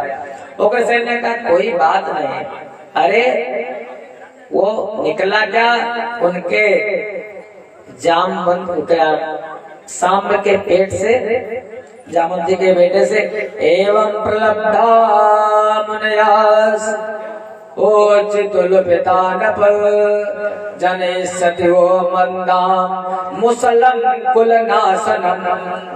जैसे आगे लेकर के चले उस सांब के पेट से एक मूसल गिरा, वो भी लोहे का मूसल।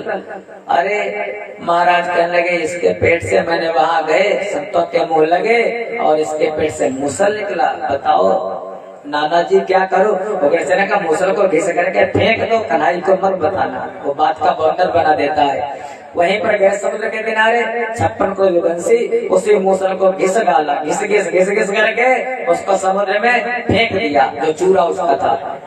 थोड़ी इतनी बड़ी जो, अब वो ज्यादा घिसा नहीं जाता लोहा, वो इतनी बड़ी रही, उसको ऐसे फेंक दी समुद्र में, कोई मछली निकल गई उसको।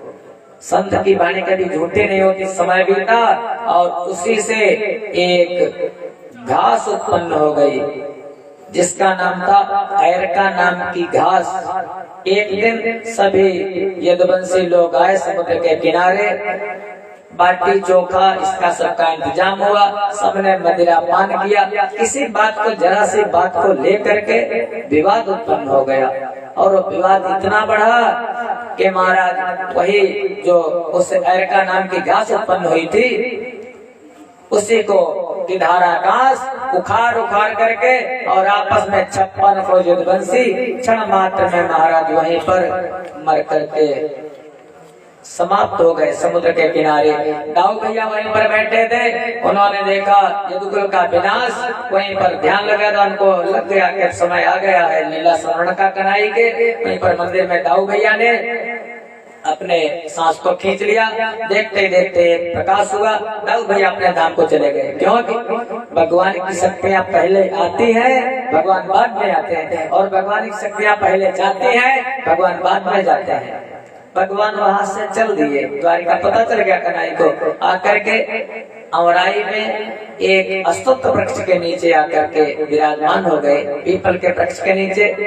वहीं पर उद्धव जी आए, उद्धव जी से कन्हई से भेंट हुई। उद्धव जी को बहुत बढ़िया उपदेश किया महाराज। भागवत तो यहाँ से शुरू होती है, ये समझो। 11 अध्याय उद्धव गीता उद्धव जी को बताया है, बहुत सुंदर प्रसंग है।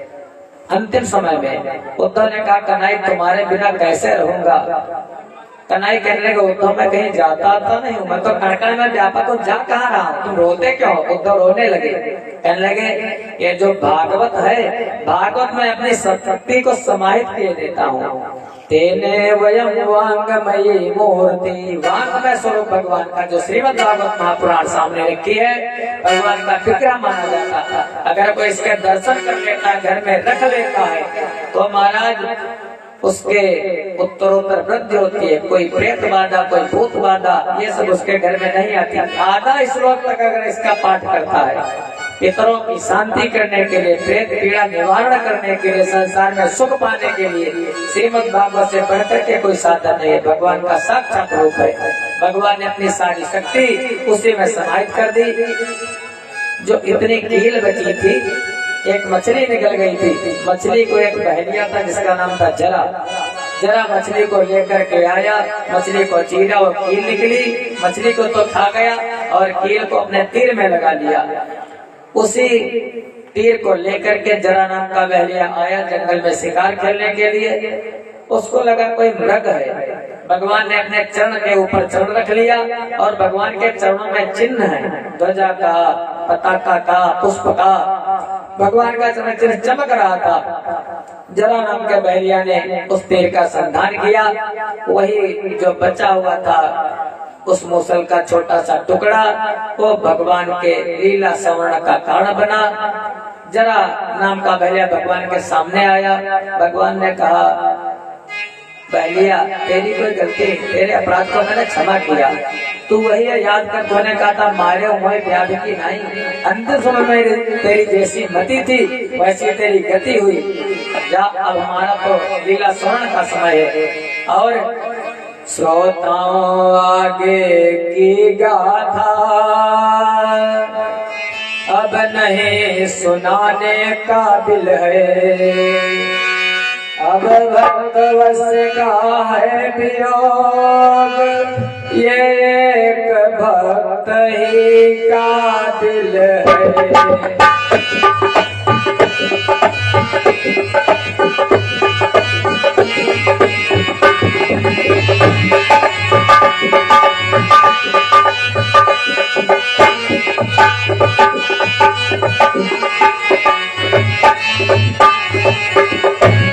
इसलिए न साहस बंधता है, हारे मन की बस हार है यहाँ। वह लीलाधर भी नहीं रहे, अंतिम लीला का सार है यहाँ।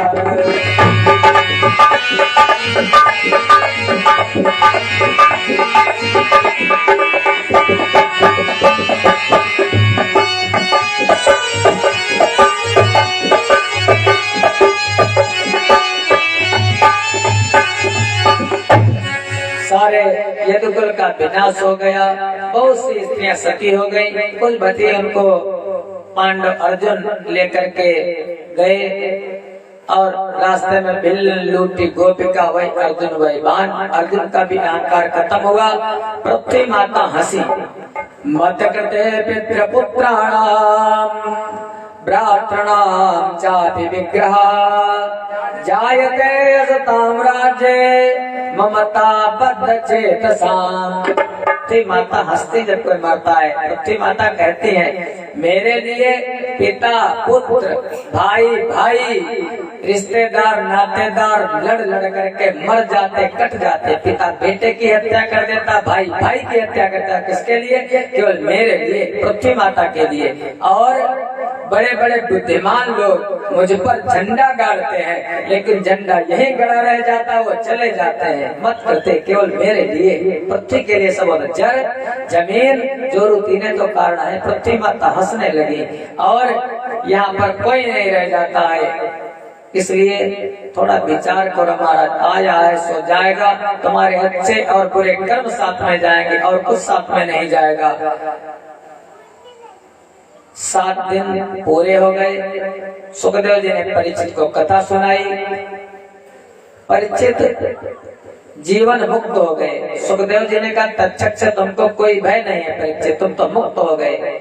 अब अगर तक्षक आएगा भी, क्योंकि तुम आत्मा हो, तुमको तो मालूम हो गया तुम शरीर में, शरीर का नाश होता, आत्मा का कभी नाश नहीं होता है। 7वां दिन वो तक्षक जो ब्राह्मण का महाराज आशीर्वाद, ब्राह्मण का श्राप, तक्षक जीवित हो गया।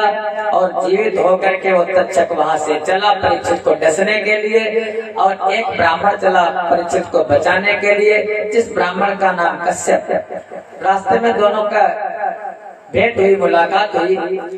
पूछा कहाँ जा रहे हो? उसने कहा परीक्षित को डसने के लिए। ब्राह्मण से पूछा तुम कहाँ जा रहे हो? उसने कहा परीक्षित को बचाने के लिए। तक्षक ने कहा, देखो कश्यप, परीक्षित की मृत्यु आ गई है, अब उसको टाला नहीं जा सकता है, विधि का विधान गलत हो जाएगा। इसलिए तुम ऐसा करो, किस लिए जा रहे हो? धन के लिए तो जा रहे होगे, धन मिलेगा। उसने कहा, कहने लगे हमारी भाभी के पास जाओ, चाहे जितना धन तुम्हारी इच्छा हो ले लो, लेकिन तुम लौट जाओ। तक्षक ने कश्यप नाम के ब्राह्मण को लौटा दिया वहां से। और यहाँ पर आज 7वां दिन है। तक्षक आया, महाराज वहीं पर पुष्पों के माध्यम से परीक्षित का कोई अंग था जो थोड़ा मांस का रह गया था और पूरा शरीर वज्र का हो गया था। वहीं पर तक्षक ने परीक्षित को दंश मारा। परीक्षित का जो स्थूल शरीर था वो राख की ढेरी हो गया। परीक्षित मुक्त हुए, परीक्षित का मोक्ष हो गया। इस प्रकार से ये श्रीमद् भागवत की कथा परीक्षित मोक्ष आप लोगों ने 7 दिनों में श्रवण की। सच्चिदानंद रूपाय विश्वोत्पत्त्यादि हेतवे तापत्रय विनाशाय श्री कृष्णाय वयं नमः। कन्हई के द्वारिकाधीश के हमारे परम आराध्य चरणों में कोटि कोटि वंदन करते हुए इस कथा को यहीं पर विराम करते हैं। वैसे भगवान की कथा पूर्ण नहीं होती, विराम लेती है, यहाँ खत्म तो कहीं अलग शुरू हो जाती है।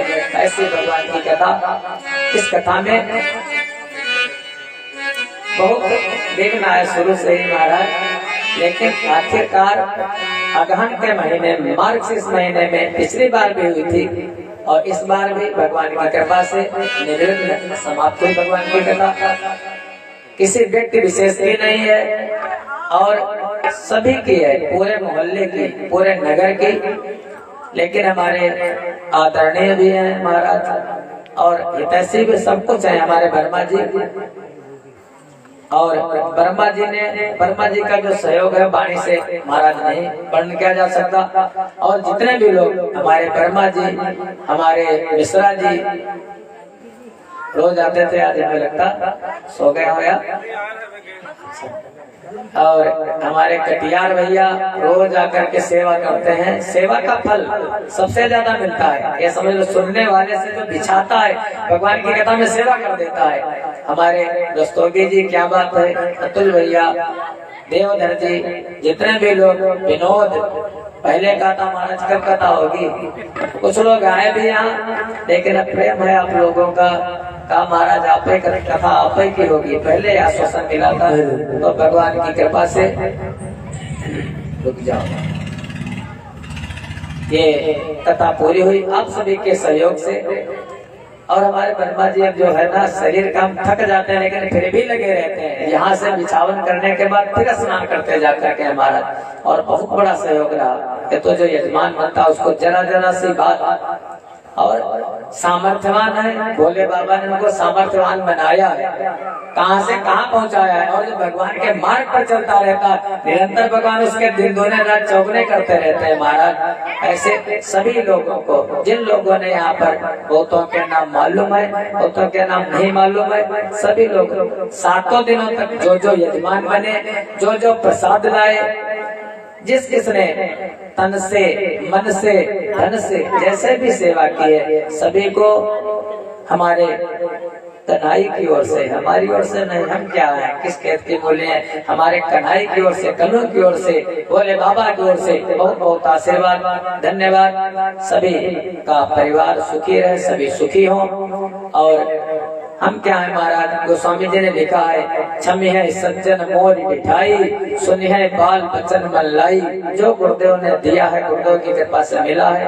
आप लोगों से कहीं बाबा बैजनाथ में, कहीं यहाँ, कहीं कहीं, पहले होता था अकेले आ जाते थे बैठ करके, कुछ जो भगवान की इच्छा होती थी हो जाता था। अब की बार थोड़ा खर्चा ज्यादा हो गया, वर्मा जी तो और रसोई सब जानते हैं, खर्चा भाई इन लोगों का तो खर्चा है, माइक का भी खर्चा है, टेंट का भी खर्चा है, सभी का सहयोग है महाराज। तो पूरा करने वाले तो महाकालेश्वर भगवान बैठे। चिंता उस दिन कहे थे भजन, चिंता करें भलाई हमारी, हम चिंता इतना नहीं करते, होगा देखा जाएगा। कहीं कहीं तो ऐसे आप लोगों को बताते हैं, इंद्र जी जानते भाई, कहीं कहीं ऐसी कथा होती है कि महाराज बिल्कुल कहीं जेब से भी चला जाता है, कब नहीं है, भगवान पूरा करते हैं महाराज। जब है कथा का केवल क्या है, जैसे किसी को पुड़िया खाने की तरफ, किसी को दारू पीने की तरफ, किसी को जुआ खेलने की तरफ, आपको भगवान की कथा करने की तरफ है। बस जब तक शरीर है तब तक भगवान की कथा। इसी के साथ सभी के हृदय में विराजमान उस परम सत्ता को कोट कोट नमन वंदन प्रणाम करते हुए अपनी वाणी को विराम। फिर कभी अगर महाकालेश्वर बाबा चाहेंगे तो फिर बुलाएंगे, और फिर उनकी मर्जी, उनसे बढ़कर के कौन है। इसी के साथ सर्वे भवन्तु सुखिनः, सर्वे सन्तु निरामया, सर्वे भद्राणि पश्यन्तु, मा कश्चित् दुःखभाग् भवेत्। ओम पूर्णमदः पूर्णमिदं पूर्णात् पूर्णमुदच्यते, पूर्णस्य पूर्णमादाय पूर्णमेवावशिष्यते। ओम शांति शांति शांति। हरि ओम। श्री गुरुभ्यो नमः। हरि ओम। अरे रुको तो पहले बोले। हाँ अब चढ़ा वाली बात है, कोई बोले जाए रहोगे तो पहले भयोग सुन लो फिर बोलो। ये आज का जो प्रसाद 12 बजे तक बोलो, कोई कम नहीं। जो है वो हमारे भैया राम मिलन मिश्रा जी का जो बूंदी का प्रसाद है, बड़ा धन्यवाद है मिश्रा जी को। और हमारे भैया राम किशोर रस्तोगी जी की तरफ से हलवे का प्रसाद, और राम प्रसाद शर्मा जी की तरफ से हलवा, यानी 2 भक्तों की तरफ से हलवे का प्रसाद और मिश्रा जी की तरफ से बूंदी का प्रसाद।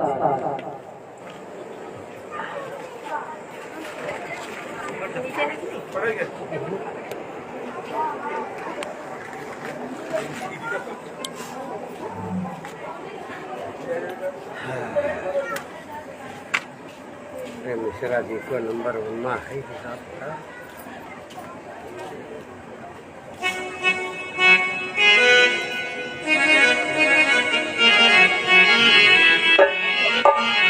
हेलो सानू,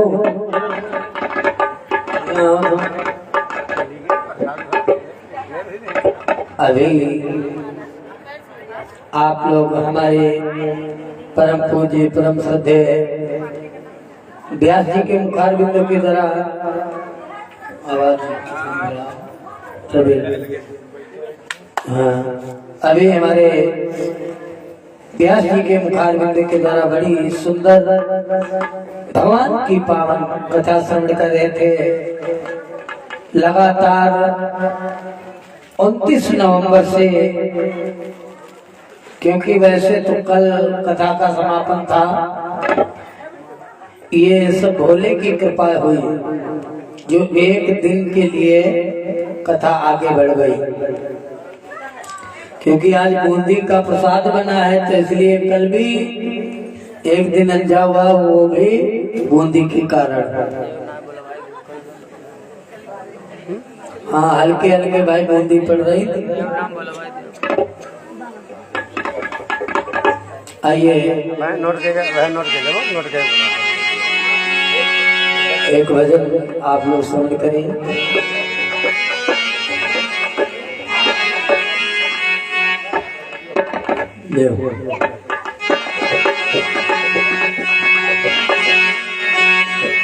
ये भजन उस समय का है, कथा तो हो चुकी है मगर भाव है। जिस समय भगवान कन्हैया चोरी करने के लिए जाते हैं तो एक सखी थी बड़ी चतुर जिसका नाम था ललिता। उसके यहाँ जब चोरी करने गए तो ललिता सखी बड़ी होशियार थी। उसने यानी अब तो छीके नहीं है किसी के घर में, वैसे लोग यानी अपना भोजन छीके के ऊपर रखते थे, यानी बिल्ली कुत्ता कोई नहीं पाते थे। और आजकल भैया फ्रिज में रखा जाता है, चाहे जितने दिन का भोजन हो जाए खराब नहीं होना है। हाँ, तो जिस समय भगवान श्याम सुंदर चोरी करने गए तो देखा मटकी ऊपर टंगी थी। भगवान श्याम सुंदर छोटे थे तो कैसे इस मटकी को पाऊं, तो सीढ़ी बनाई। और जब सीढ़ी बनाई तो सबसे नीचे मनसुखा, उसके ऊपर सभी ग्वाल बाल, सबसे ऊपर भगवान श्याम सुंदर। और भैया मटकी से दही निकालते हैं और खाते हैं, फिर यानी एक दूसरे को नीचे सबका झूठा जो मक्खन था मनसुखा को मिलता था। मनसुखा जात का ब्राह्मण था, वो कहने लगा अच्छा हम सबका झूठा है, चलो अभी तुम्हारी हम ऐसे की तैसे करवाते। मनसुखा नीचे से भाग गया, सभी ग्वाल बाल भागे, मगर भगवान कन्हैया सी छीके में लटके रहे। तब तक ललिता आ जाती। ललिता पकड़कर मोहन को ले गई कहाँ, जसोदा के यहाँ अदालत लगाई गई।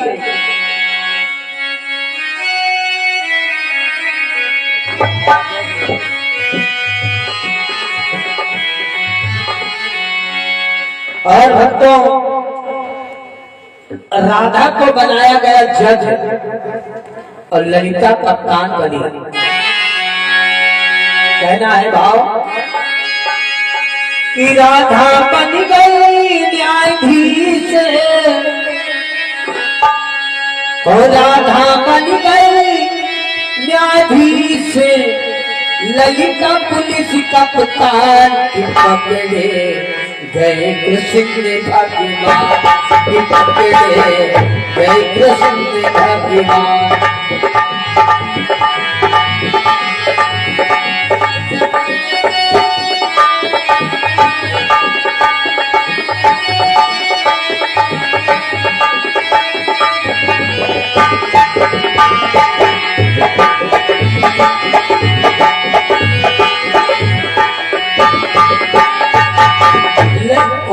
राधा बन गए न्यायाधीश राधा बन गए न्यायाधीश और ललिता पुलिस कप्तान की पकड़े कृष्ण भगवान की पकड़े।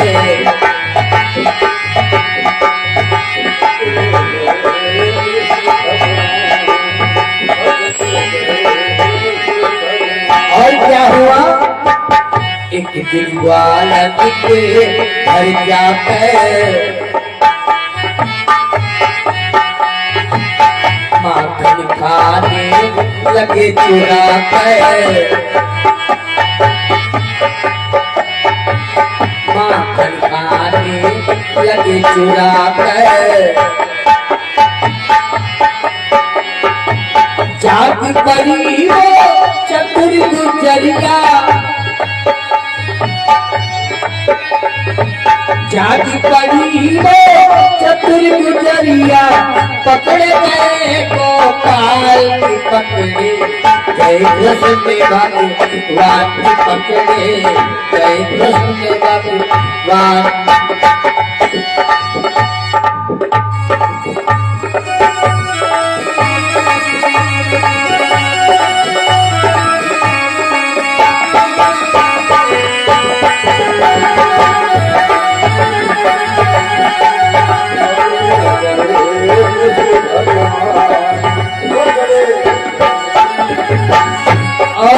आगे क्या होता है, माखन खाने लगे मुरारी,